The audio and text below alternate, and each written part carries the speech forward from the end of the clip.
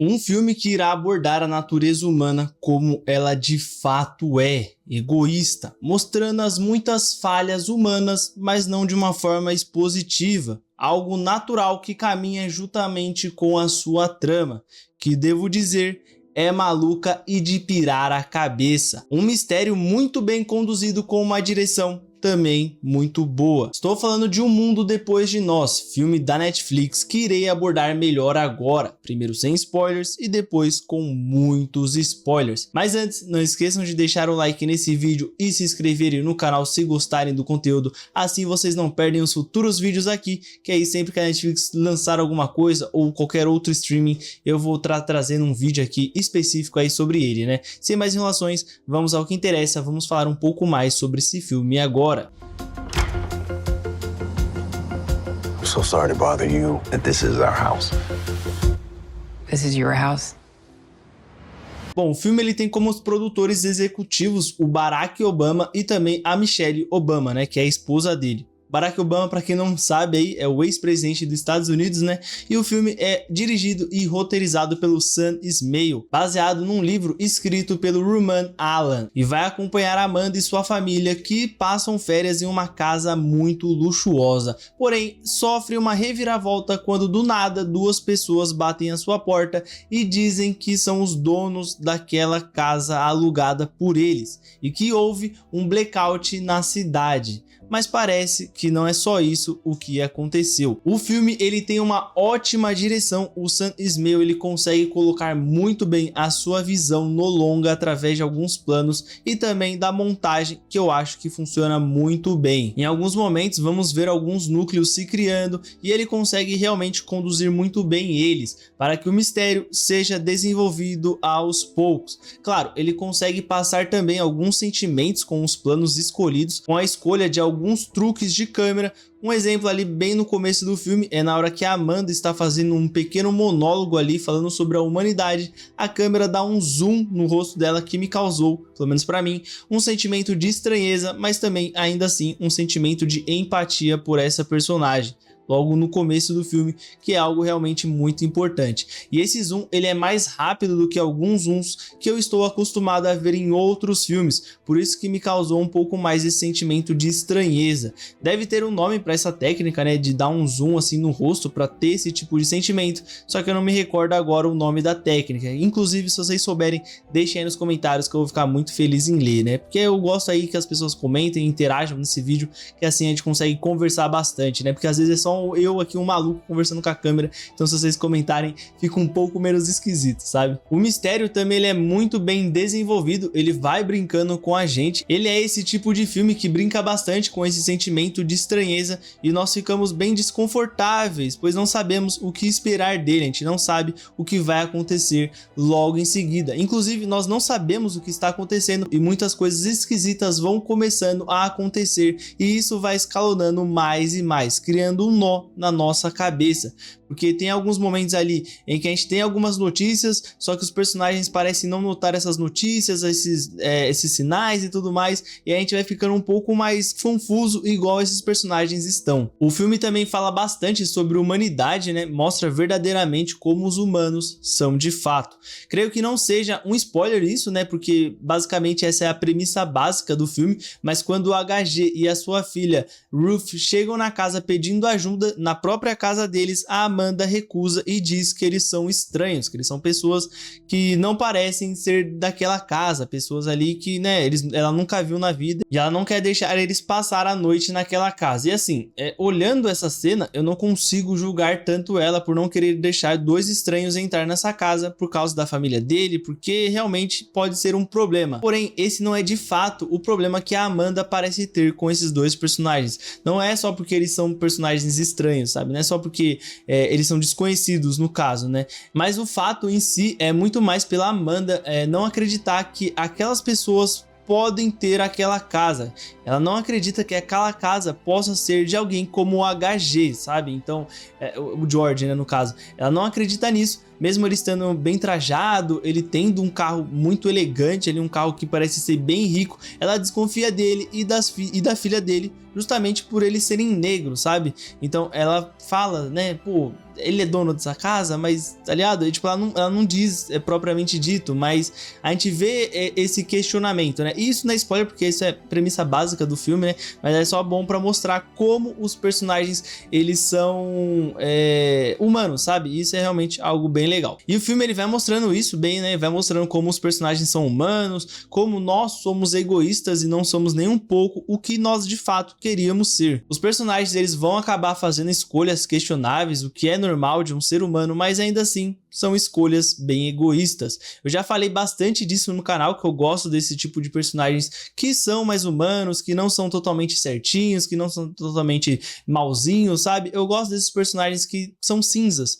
Eles não são nem preto nem branco, eles são personagens ali que de fato eles cometem erros, mas eles estão tentando acertar, eles não querem ser pessoas escrotas, mas eles acabam sendo escrotos. Eu gosto bastante disso e o filme consegue mostrar muito bem isso, a verdadeira natureza humana, né? As atuações também dos três protagonistas ali, né, de todo mundo no filme tá muito boa, mas principalmente ali dos três grandes ali, que a gente tem o Mahershala Ali, a gente tem a Julia Roberts e o Ethan Hawke, mas até mesmo o elenco mais jovem também manda muito bem. A Myha'la, que é quem faz a filha do HG, né, que é quem faz a Ruth, que desde o começo ficou meio pá por conta da Amanda claramente ter alguns posicionamentos racistas, e vai dando umas cutucadas nela, sabe? Ela vai meio que fazendo esse enfrentamento com a Amanda, vai meio que causando esse mal-estar. Ela consegue realmente passar muito bem esse lance, né? Essa parada dela ser uma personagem ali que não leva desaforo pra casa. Aquela é a casa dela, pelo que ela diz, né? Aquela é a casa dela, é que eu não quero dar spoiler, tá ligado? Mas assista o filme. Mas aquela é a casa dela e ela, pô, tá tentando peitar a Amanda ali porque ela tá sendo babaca, tá sendo escroto e tudo mais.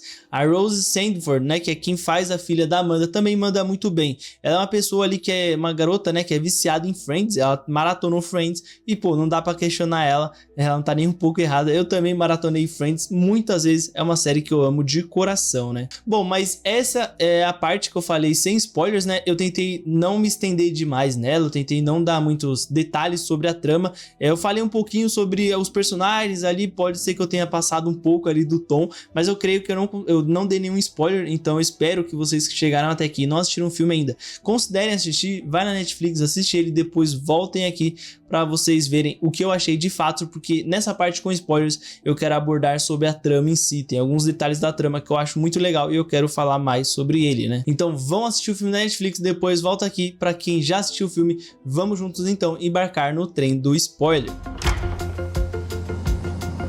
I'm so sorry to bother you, that this is our house. This is your house. Bom, como mencionado, né, eu quero falar um pouco mais sobre essa trama que eu achei totalmente maluca e bizarra, mas eu também achei ela bem legal. Logo no começo do filme, quando o GH e a Ruth chegam, percebemos que o homem sabe muito mais do que ele falou para aquela família da Amanda. Então, quando ele contou para a Amanda sobre o seu cliente ali, que ele é um homem muito poderoso, ele tem informações privilegiadas, meu cérebro realmente explodiu. Até aquele momento eu estava pensando que eles colocariam algum país árabe como vilão, sabe? Por causa daquele panfleto que o Clay havia pego ali na estrada. Sem contar também que o produtor executivo do filme é o Barack Obama, né, que adorava bombardear o país árabe na época que ele era presidente e tudo mais. Então eu já tava meio que ficando, pô, mano, será que eles vão por esse caminho? Porque isso é muito clichê, os Estados Unidos jogar culpa em país árabe, colocar eles como vilão e tudo mais, mas realmente a gente tem uma virada de chave ali em algum momento mais pra frente do filme, né? Porque quando o Danny fala que jogaram panfletos iguais na cidade, só que não era em árabe, mas sim em mandarim, pô, tudo muda, sabe? Porque a gente vê a expressão do GH ali mudando. Quando ele entra no carro e ele começa a falar sobre os 3 planos, eu caí da cadeira. Eu, de fato, caí da cadeira. Eu achei essa cena maravilhosa, essa cena muito bem conduzida. Porque até aquele momento, o Danny, ele tinha ajudado aquele pessoal, né? Então, parecia que era uma luz no final do túnel. Só que aí depois vem esse balde de água fria que eu achei maravilhoso, né? Bom, e os 3 passos são o isolamento, quando vemos eles acabando com qualquer meio de comunicação dos Estados Unidos. Então nós temos, né, o próximo passo, que é um caos sincronizado, né? A gente tem aquela arma sonora que, inclusive, o Danny, ele disse que usaram essa arma em Cuba, e se usaram em Cuba foi muito provavelmente os Estados Unidos, né? Então eles mesmos devem ter esse tipo de arma tecnológica o que abre também um precedente aí para fazer teoria, né? Porque, pô, se os Estados Unidos tem essa arma tecnológica e ele pode usar, ele poderia usar até mesmo no próprio país dele. Mas enfim, isso é uma teoria maluca, né? E não só isso, né? Como também os panfletos que eles usaram para confundir, para que o povo não saiba quem de fato é o inimigo dele. E aí o terceiro passo, né? Que era o último passo, seria a guerra civil, no qual o GH diz também que se for um país desestabilizado, ele faria sozinho, né? Ele começaria uma guerra civil, ele destruiria tudo, né? Então, o país ali, o mundo, né? No caso ali que o Danny depois ele traz essa teoria, né? De que talvez o mundo tenha se juntado para lutar contra os Estados Unidos, porque os Estados Unidos ele tem muitos inimigos, porque os Estados Unidos ele cria muitos inimigos, então o mundo se juntou, né? Então esse país ele poderia fazer só esses dois primeiros passos que os Estados Unidos faria o terceiro. E por que os Estados Unidos faria esse terceiro? O GH ele diz que países desestabilizados ele fariam isso sozinho, eles acabariam com tudo. E de fato nós vemos isso acontecendo na cidade ali, mais pro final do filme nós vemos diversas bombas pipocando ali e muitas mortes devem estar acontecendo porque tá um caos desenfreado. Porque os Estados Unidos ele é um país frágil, né? É um país que ele nunca teve uma guerra em solo, né? Ele nunca teve uma guerra no país dele mesmo, tirando a guerra civil e tirando a guerra da independência. Ele foi sempre um país que levou a guerra para o quintal dos outros. Então ele se vê fragilizado quando a guerra acontece no solo dele, sabe? Então eu realmente achei essa técnica muito interessante que o filme abordou, porque para mostrar, né, que até mesmo um império como os Estados Unidos é um império frágil, porque os Estados Unidos ele não tem essa grandeza toda humanamente falando, sabe? Essa moral os Estados Unidos não tem. Então, quando algumas coisas começam a ir pro saco, o povo mesmo dos Estados Unidos, ou até mesmo o povo mundial, isso não só se estende aos Estados Unidos, não é só sobre os Estados Unidos, isso pode ser em qualquer país, começa a barbárie, sabe? Que é realmente o que aconteceria na vida real. E isso entra bastante também naquilo que eu falei sobre egoísmos. A Amanda fala isso para a Ruth. Os humanos, eles são assim, eles são egoístas demais e eles são assim inconscientemente, né? Eles não querem ser egoístas, mas muitas vezes eles são, porque está na nossa natureza, né? Por exemplo, quando a filha da Amanda sai da casa ali e vai para outra casa lá, sem se importar se os pais dela estariam preocupados, se eles, morreriam de preocupação, isso de certa forma ainda é um egoísmo, mas é algo inconsciente, sabe? Nós não pensamos que nós estamos sendo egoístas, nós só fazemos os atos e depois nós temos as consequências dele, né? Ou, por exemplo, quando a Amanda disse que os aviões caíram com a Ruth lá. A mãe dela estava provavelmente em um avião, então, isso realmente é você ignorar os sentimentos da outra pessoa simplesmente por você estar com medo. É um egoísmo, mas é um egoísmo ali, né? Tá com medo e tudo mais, mas beleza, show de bola.